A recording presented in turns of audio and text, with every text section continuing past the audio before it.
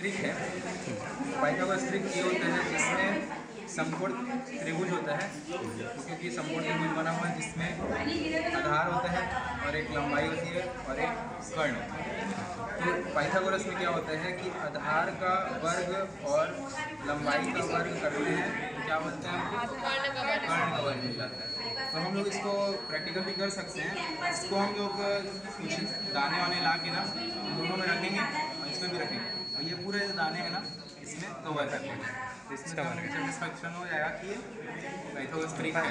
अगर नहीं आता तो पाइथागोरस ट्रिक नहीं है। ये है आपका पूर्णांक जोड़ घटाव, ठीक है। यहाँ अगर किसी को बोलते हैं हम +4, 1 2 3 4 +4 आ गया। उसके बाद अगर बोलते हैं -5 तो कितना होगा, बच्चे लोग नहीं समझता। हाँ पीछे इसमें से देखते हैं, पहले ये बता देंगे कि अगर 0 है तो 0 के राइट हैंड साइड में जाएंगे तो प्लस चलेंगे और 0 के इस तरफ अगर जाएंगे तो लेफ्ट हैंड साइड में चलेंगे। 4 चल लिए, उसके बाद फिर क्या करेंगे, -5 1 2 3 4 5 आगे -1 पे समझाने की कोशिश करें। घटांक की पहला नियम ये है इसमें भाग वाला, कि जो इसमें पहला रूल ये है कि आधार समान होना चाहिए। आधार समान होता है उसके बाद ही घातांक का रूल लगता है, ऐसे में घातांक का रूल नहीं लगता है। तो ये देखिए आधार बराबर है x घात है, उसकी घात है इसकी घात है n, और अगर बीच में भाग हो रहे हैं इनके बीच तो घात आपस में घट जाएंगे, तो घट गया आपस। अगर घातांक माइनस है तो उसको क्या करना है, घातांक अगर माइनस है तो उसको प्लस करने का क्या फॉर्मूला है, इस संख्या को अंश को हर बना देंगे, हर को अंश बना देंगे, तो वो क्या हो जाएगा, घात जो है प्लस हो जाएगा। और ये है x की घात, अगर 2 घात है, x m घात है और x n घात है, तो ये दोनों आपस में गुणा हो जाएंगे, m n हो जाएंगे। और प्रसार x का घात 3 है, इसका मतलब ये है कि x को 3 बार गुणा करना है उसी के साथ x। और ये है गुणा, तो अब x की घात में x की घात तो समान है और जो बीच में गुणा हो रहा है तो आपस में जुड़ जाएंगे। और 0 घात है, x की घात 0, इसका मतलब क्या होता है, x को 0 बार रिपीट करना है, तो 0 बार रिपीट करना मतलब कुल मिला के एक ही आएगा। उसके बाद आता है सम घात, अगर माइनस की कोई आधार है, माइनस आधार है और उसकी घात अगर 2 है तो क्या होता है कि माइनस माइनस उसको वो कर देते हैं, प्लस कर देते हैं, इसलिए सम घात रहेगा तो हमेशा प्लस में आंसर आएगा। और कोष्टक जब ब्रैकेट में दिया हुआ है तो जो दो अंदर में है दोनों को इक्वली मिलते हैं, इसको भी XM मिलेगा, इसको YM, तो XM और YM। अगर हाथ विषम है तो नेगेटिव है। महेंद्र सर एजुकेशन क्लासेस में आप सभी का स्वागत है। यदि अब तक हमारे चैनल को सब्सक्राइब नहीं किया है तो सब्सक्राइब करें, वीडियो पसंद आए तो लाइक और शेयर करना ना भूलें।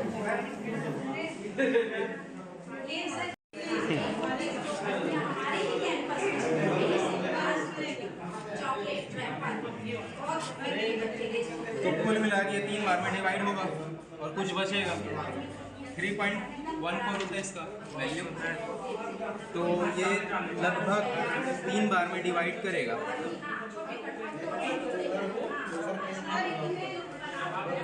1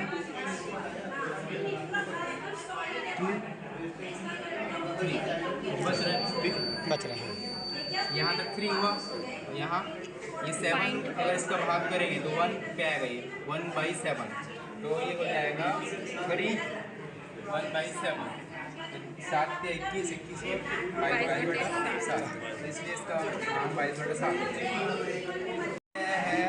दो समांतर रेखा को जब तिर्यक रेखा काटती है तो बहुत सारे कोण बनते हैं, संगत कोण बनते हैं और इसमें बनते हैं जेड बनता है, एक आंतर कोण जेड की तरह बनता है वो कोण, इसको आंतर कोण बनता है, जैसा भी कोण बनता है। तो इसमें देख लेते हैं कितना कोण है वो आपस में बराबर होते हैं। जैसे देखिए 60 है, 360 और कहाँ पर रुक रहे हैं, 280 पे मान लो, तो लगभग इनके बीच में कितना कोण हो रहा है, 80। तो ये वाला कोण 80 है तो ये वाला भी कोण 80 होगा। देख लेते हैं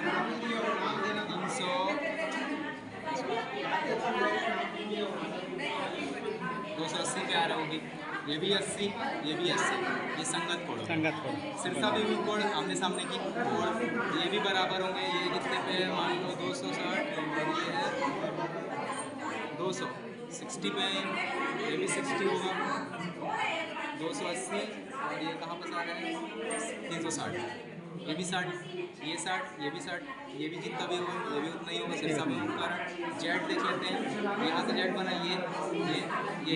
ये वाला कोड और ये वाला कोड बराबर होगा, ये कोड कितना है 260 और 200, 60 अंश का, ये भी 60 अंश का होगा, 60 अंश था ये भी कोड 60 अंश, और एक बाहिर कोड होता है वो भी इसी में से आ जाएगा।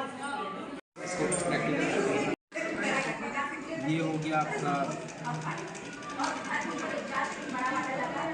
जीवा बोलिए, जीवा बन गया, मिलेगा तो चाप बन जाएगा, वैसे ही ये मतलब ये मिलाएंगे तो जीवा बन जाएगा, और वैसे इसको बोलेंगे तो चाप है। दो बिंदु है और ये परिधि, तो इसका पहला ये है कि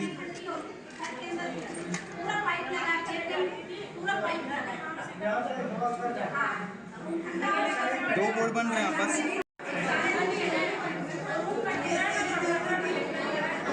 बार बार उसको करने के कारण वो ढीला हो गया।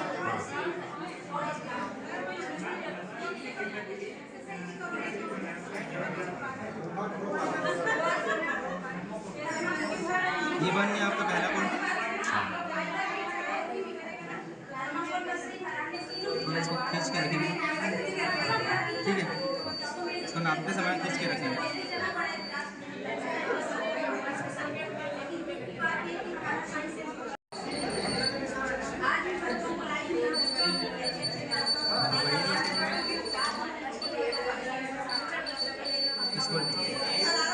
ठीक, केंद्र से जीवा पर बना हुआ कोड, ये वाले तो टाइट रखेंगे इसको।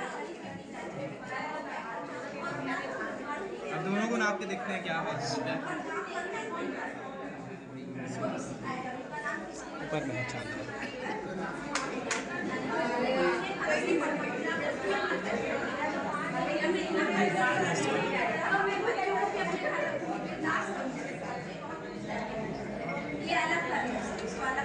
देखना 120 और 60, इन दोनों बीच मतलब कितना कोड है 60 अंश का, और ये देखिए कितना है वो 30 अंश का होगा, 100 और 70 मतलब ये 30 अंश आधा। तो इससे ये समझने मिलता है हमको कि एक ही चाप द्वारा केंद्र पर बना कोड और उसी चाप द्वारा परिधि पे बना कोड क्या होता है, केंद्र पे बना हुआ कोड का आधा होता है, या इसका अपोजिट बोल सकते हैं कि परिधि का दुगना कर दिया जाए तो दुगना केंद्र मिल जाएगा। ये पहला थ्योरम हो गया। दूसरा, अगर इसको हम लोग ये वाला एक ही चाप रहेगा और उसके बाद यहाँ पर कितने भी सारे कोड बना सकते हैं, हाँ अलग अलग वो भी समान होंगे, बना के देख लेते हैं। ये आया, यहाँ से कोड बना लेते हैं,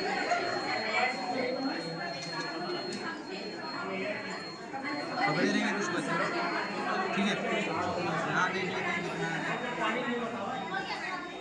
ये भी सेम है, उसका भी मान सभी का सेम है, 100 और 70 के बीच में मतलब 30 अंश है, मतलब ये भी हो गया क्लियर कि एक ही चाप द्वारा परिधि पर जितने भी कोड बनेंगे वो सब समान है। ये 30 है, ये भी 30 है, यहाँ जितने भी कोड बना लो सब क्या बनेंगे 30 ही बनेंगे। और इसका एक और क्या है, अगर हम इसको अर्धवृत्त बना देते हैं, आधा काट देते हैं, आधा काटने के बाद जितना भी कोड बनेगा वो क्या बनेगा, सम कोड बनेगा। देखो यहाँ पर ये पिक्चर से ही क्लियर आता है, आधा कोड है ये, इसमें से अगर हम लोग यहाँ पर से खींच दिए, यहाँ पर से कर दिए, तो यहाँ कोड जो बन रहा है कितने अंश का बना है 90 अंश का, और यहाँ जितने भी कोड बना लो सब क्या बनेंगे 90 अंश। तो इसका मतलब ये हो गया कि अर्धवृत्त का कोड 90 अंश। और एक और ये वाला, मान लो यहाँ पर आपका जीवा ये बना देते हैं,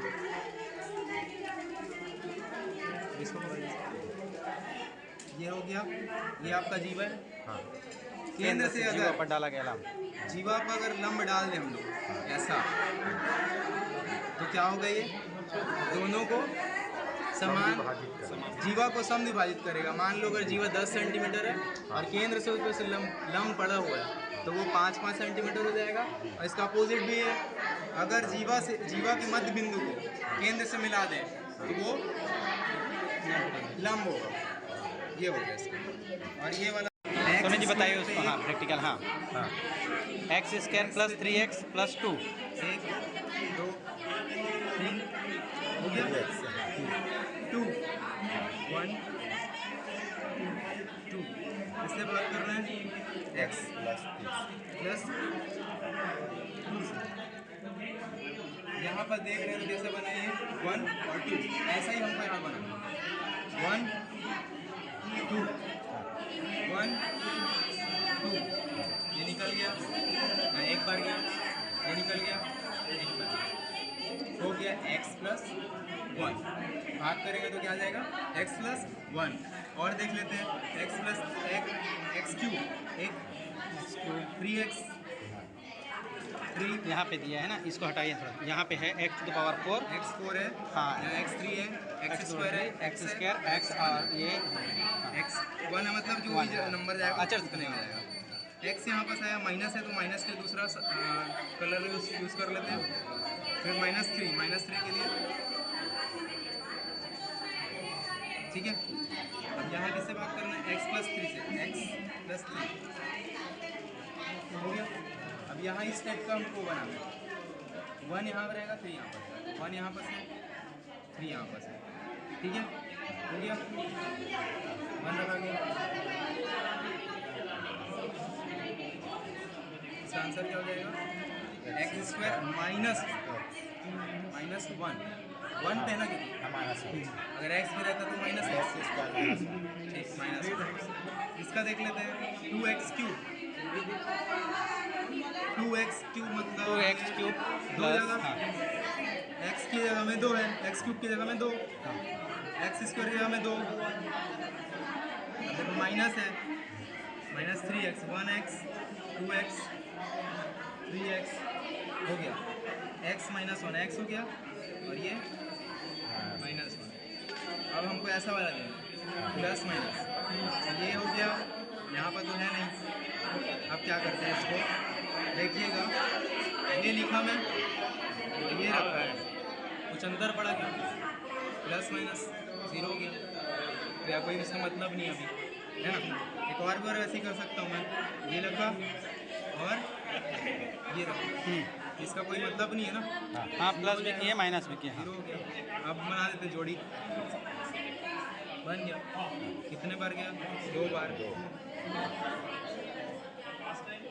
अब यहाँ पर बना दो 1 बार 2 बार 3 बार, इसका भी बनाना है हमको, इसके लिए फिर वही यूज़ कर लेते हैं माइनस और ये प्लस। कितने बार आ गया 1 2 3 4, यहाँ क्या लिख देंगे 4। अब ये जो 1 बचा है वो क्या हो गया शेष पर, ये क्या हो जाएगा x square plus 4x plus 1, ये इसका आंसर हो जाएगा। ऐसे हम लोग इसको सिखा सकते हैं लोग पद के माध्यम से। बहुत बढ़िया सोनी जी, ये तो बहुत बढ़िया लगा। किससे बना 3D आकृति। हाँ वर्ग से बना हुआ, वर्ग का 3D आकृति तो इसमें देख लेते हैं क्या क्या चीज़ है। 6 वर्ग है इसमें, 1 2 3 4 5 6। तो इसका ये पासा जैसे। हाँ, तो इसका अगर हम लोग बनाया है, इसको ऐसे करेंगे तो ये बन जाएगा, बन जाएगा, वो पासा बन जाएगा, बन जाएगा। हाँ तो ये है आपका इसी का खुला है। तो इससे जानकारी क्या मिल जाएगी हमको। इसके पास 6 फलक है, 1 2 3 4 5 6 फलक हो गए। कोर के लिए इधर जाना पड़ेगा आपको, कैसे बनता है चित्र, 1 2 3 4 1 2 3 4 8 कोर है इसके पास। अब इसका क्षेत्रफल निकालना है, तो 1 का निकालना हमको पता है, वर्ग का 1 का मतलब वर्ग का क्षेत्रफल क्या होता है स्क्वायर, भुजा गुणित भुजा, तो 1 का स्क्वायर हो गया। क्योंकि यहाँ पर 6 है, 6 ए स्क्वायर हो जाएगा आयतन इसका। कॉन्सेप्ट क्लियर एकदम से। यहाँ आते हैं, ये भी सेम ऐसा ही है, ये हो गया दो त्रिभुज बन रहे हैं, प्रिज्म बोलते हैं इसको, दो त्रिभुज और 3 आयताकार फलक। तो इसका आयतन कैसे निकलेगा? तो त्रिभुज का आयतन के लिए हमको जाना पड़ेगा समांतर चतुर्भुज। समांतर चतुर्भुज का क्या होता है?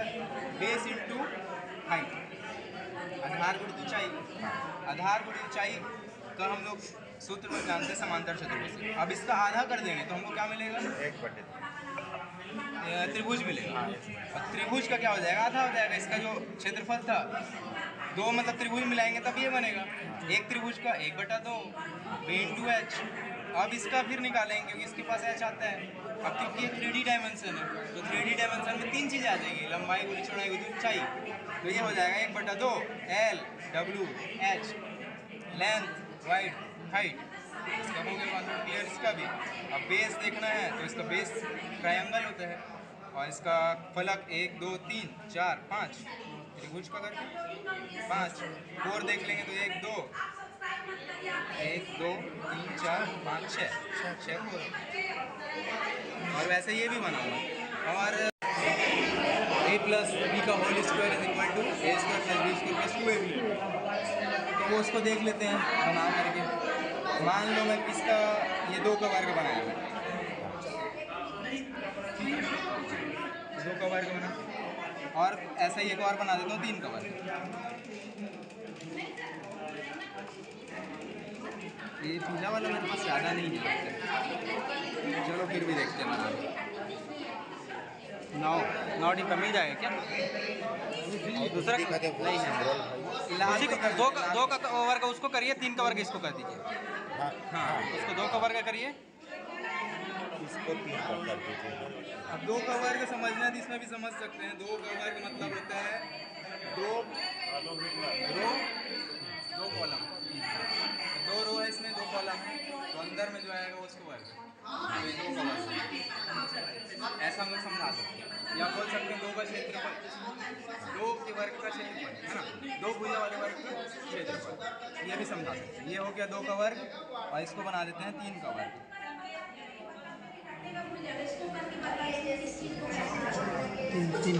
तीन हो गया 9, 3 भुजा, सॉरी 3 पंक्ति 3 कॉलम।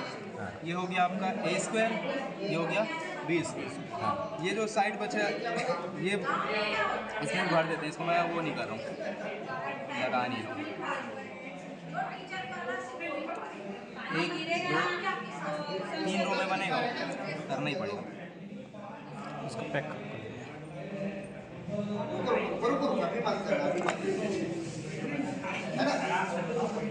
दो बने हैं आपस और देखो क्या आ गया हमारा, ये वर्ग बन गया कि नहीं? पूरा बन गया। तो किससे किससे बना? देखो a का वर्ग और ये आयत की नहीं है, इसको अलग से निकाल देते हम लोग। ये आयत है, आयत का क्षेत्रफल क्या होता है? लंबाई गुणित चौड़ाई। तो ये कितना है? लंबाई गुणित चौड़ाई जो भी है, ये भी इसका, ये भी है, ये भी आयत है। इसको क्या बोल सकते हैं? 2ab बोल सकते हैं कि नहीं? बोल सकते हैं। मान लो a का वर्ग बोला मैंने, तो a का वर्ग मतलब ये भी a है, ये भी a है, ये भी a है, ये भी a है। ये वाला एरिया क्या हो गया? ये b वाला जो बोला था मैं, तो ये 2 जो है 2 लिखा है वो b है, तो ये वाला b, तो a b, ये ab और ये b, 2ab हो गया।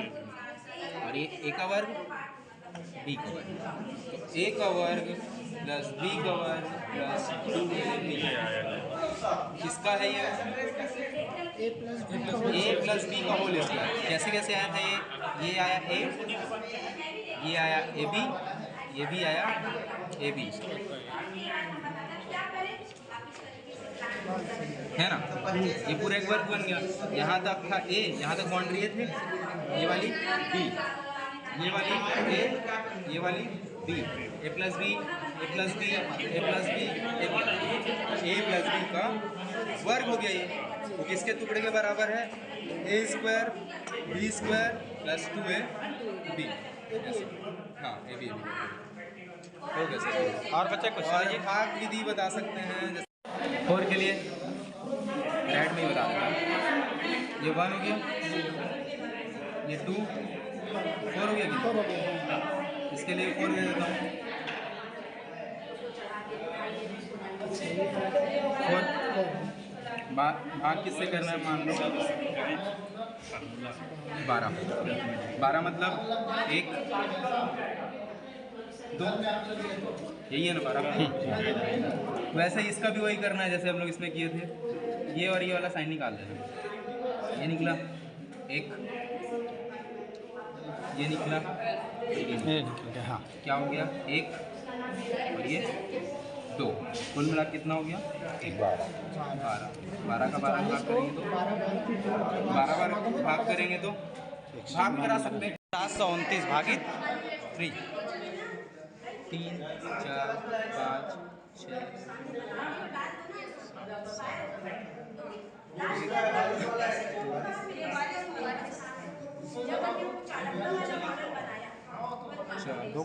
दो करिए ना। हाँ और उसको 9 करिए।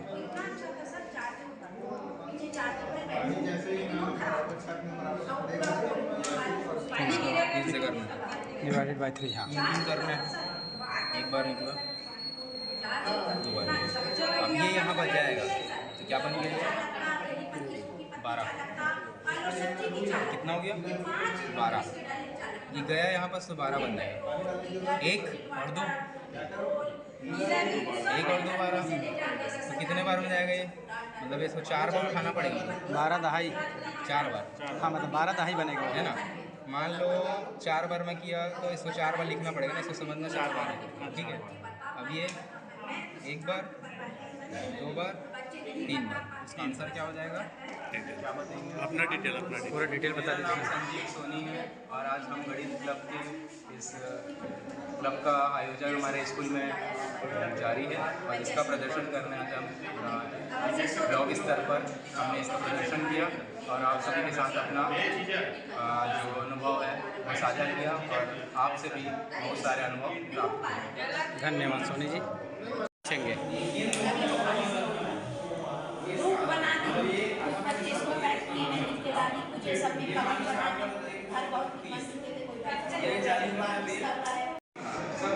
मेरा नाम कमल ध्रुव है। मैं कक्षा 8वीं का छात्र हूँ और शासकीय माध्यमिक शाला काटासोनी का छात्र हूँ। क्या प्रदर्शन क्या कर रहे हैं? TLM कौन से बनाए हैं ये? विद्युत का चलकता है। इसे सुचालक और कुचालक का पता चलता है। जैसे यह विद्युत का सुचालक है और ये कुचालक है और ये सुचालक है।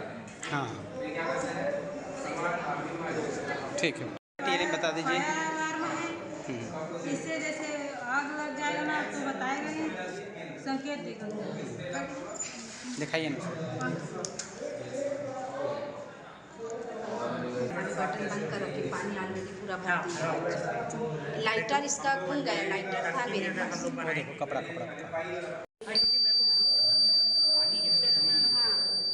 बहुत बढ़िया। ये पानी जैसे वेस्ट होगा तो हम बंद कर सकते हैं। चालू करके बता। चालू करके दिखाना। पानी अगर पूरा ऊपर भरा हुआ है तो अलार्म बजना शुरू हो जाएगा। अभी ऑलरेडी भरा हुआ है। अपन डाल के दिखाएंगे। एक तार नीचे और एक ऊपर। जैसे ऊपर लेवल में पानी आएगा तो हम पंप को बंद कर देंगे तो ओवरफ्लो से जो पानी वेस्ट होता है उससे बचत हो। और TLM है विद्युत घंटी है।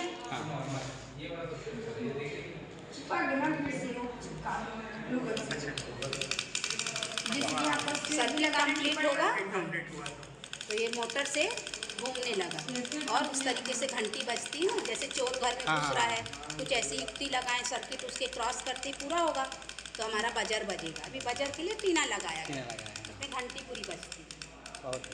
फ्लोटिंग हाउस है। बाढ़ से बचाने वाला। बाढ़ से बचाने वाला। जब हम इसमें पानी डालते थे ऊपर उठता है। करने लगे। हाँ पूरा बराबर मतलब पूरा शोषक है। अच्छा बताओ जैसे काला रंग और सफेद रंग। हाँ बता दो बेटा और अच्छे डिटेल में बताओ उसको। यह व्हाइट कलर विद्युत का उष्मा उष्मा का बुरा अवशोषक बुरा अवशोषक है और ये विद्युत का उष्मा का अच्छा अवशोषक। तो पानी इसमें अभी बता ये बता दो सोलर कुकर। ये सोलर कुकर सौर ऊर्जा को किसमें बदल रहा है उष्मा में। हाँ उष्मा ऊर्जा में, और खाना पका रहा है। ये क्या लगा है इसमें? इसमें कांच लगा। समतल दर्पण है ना। ये क्या करेगा? हाँ। और ये क्या है? ये साधारण कांच। कांच जो कि उष्मा को अंदर डालेगा। ये काला रंग क्यों पोते हो? ये उष्मा का अच्छा अवशोषित करेगा ना। अंदर भी काला क्यों किए हो डब्बे लोग को? जल्दी गर्म। हाँ जल्दी गर्म हो। और ये क्या लगाए हो ये चारों तरफ? ये एल्युमिनियम का फॉइल और थर्माकोल है ना। थर्माकोल क्यों लगाए हो? थर्माकोल क्या है उष्मा का? उष्मा का पूछा।